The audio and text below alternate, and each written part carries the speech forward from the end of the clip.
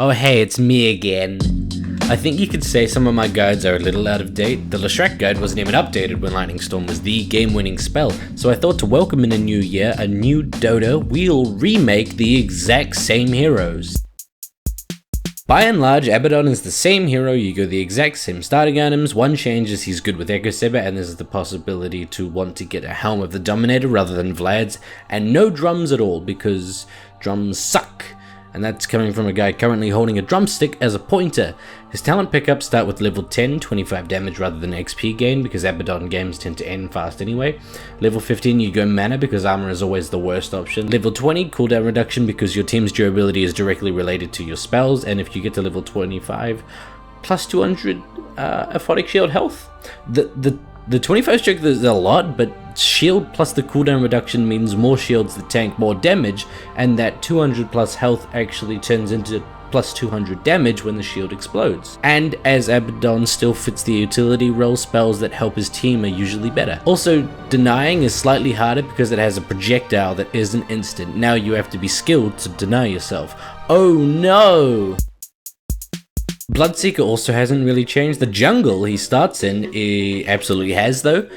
He was already extremely good, but now he's extremely good without any risk of being denied his farm. The shrine is always right there in case you mess up and miss a few blood rage kills, and the bounty rune is practically in your way coming from camp to camp. Here's a little fun fact I didn't mention in the previous video. On the Radiant jungle you can pull the camp next to the bounty rune right into your tier 2 tower, which can drastically weaken the camp without you ever taking any damage. For talents, plus 25 damage at level 10, a toss up between the attack speed and health. There are two trends of thought here. Attack speed means the enemy dies faster, giving you your blood rage lifesteal sooner, but 250 health is more of a safety net. Usually the thing that dictates the decision is their burst potential. If they can't outright kill you as soon as a fight breaks out, the health isn't really needed.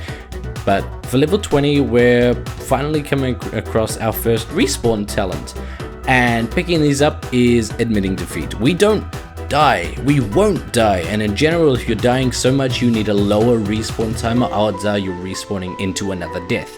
The one exception is Lone Druid, but he gets his own special episode in a week or so. So level 20 is the plus 10 to all stats, and level 25 is 30% lifesteal, but theoretically if you stood in the Blood Right cooldown, you could Blood Right and silence someone forever. Can I take a range check on this one? CK and illusion-based heroes just in general have been so drastically changed that I need a bit more time to wrap my head around the new possibilities. If you don't know, illusions get attack speed now, which is big, you could say. For talents, the aforementioned attack speed buff at level 10, the alternative, plus 7 intelligence, gives you an extra 84 mana. Whoa! Like always, CK wants to tank his illusions up, so level 15 I'd get strength, level 20 depends on when it happens. Because getting 100 GPM early enough means CK can actually become this late game powerhouse. The one thing that stopped him previously was, where does this money come from? But if you're behind or ending very soon, get stats. And level 25 is cooldown reduction. Reality Rift piercing BKB is sorta dumb. Yeah, I said it.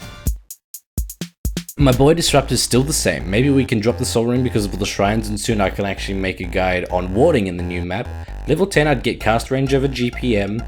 Disruptor doesn't really need items besides that extra GPM doesn't really help. In 30 minutes that's only the equivalent of a free Glimmer Cave. It's about 1,800 gold. Level 15, get health, and level 20, ooh boy, real doozy. I sat for a good 30 minutes on Disruptor's level 20 talents. Granted, I was cooking at the time, but still, it gave me pause. I think what it boils down to is that you get cooldown reduction if you're killing people with your spells already and you just need them up faster to get more kills, and get spell amp if you're not quite dealing enough damage to kill that one guy in the 5-second static field duration. And level 25 plus 4 Thunderstrike hits, because it's just fun, no matter what you got, cooldown reduction or spell amp. My young boy, Huskar.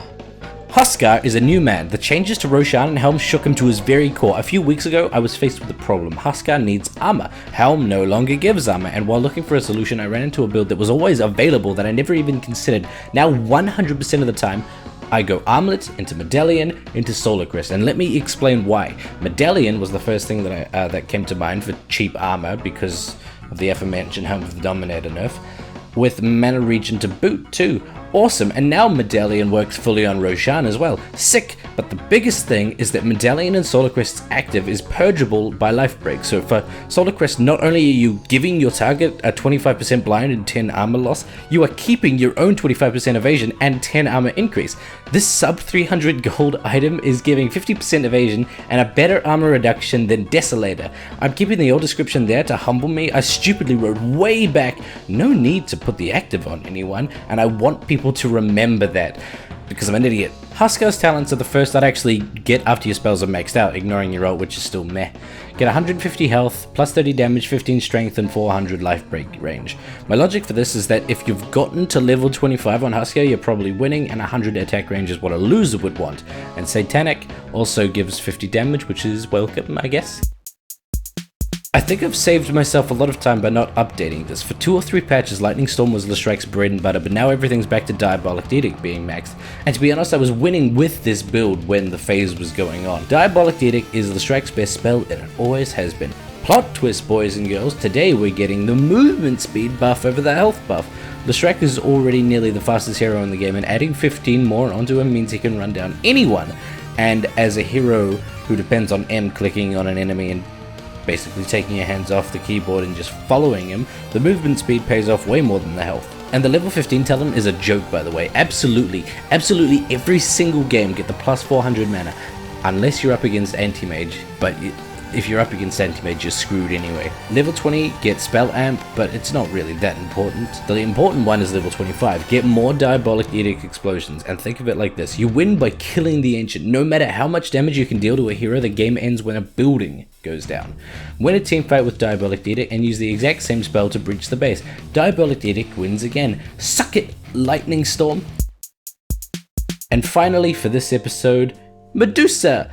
Level 10, get damage, level 15, get attack speed, level 20, get agility, and level 25, get lifesteal. Basically do the exact same thing. Mask of Madness is really good because now it silences, which doesn't really matter because you use all your spells at the start, and it reduces armor, but that also doesn't matter because with Mana Shield you ignore armor. Oh, and yeah, now you have 3 more slots for Divine Rapiers.